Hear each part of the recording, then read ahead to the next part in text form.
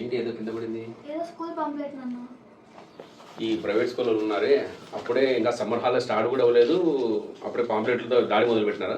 ఎందుకు ఏ కార్పొరేట్ స్కూల్లో చూడు? ఇందులో ఏదో మున్సిపల్ అని ఉంది నాన్న. మున్సిపల్ ఏంటి అందుకు?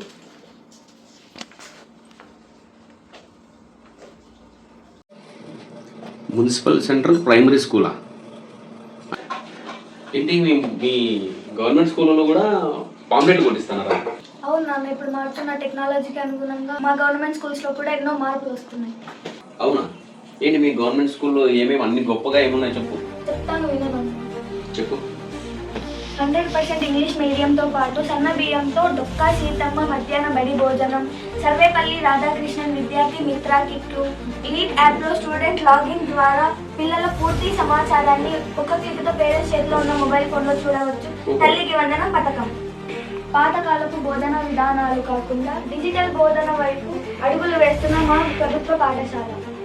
ప్రతి ప్రైమరీ స్కూల్స్లో స్మార్ట్ టీవీలు ఉన్నాయి. ప్రతి హై స్కూల్స్లో ఇంటరాక్టివ్ ఫ్లాట్ ప్యానల్స్ ద్వారా కేవలం క్లాసెస్ వినడమే కాకుండా చూస్తూ నేర్చుకునే అవకాశం మా ప్రభుత్వ పాఠశాలలో ఉంది.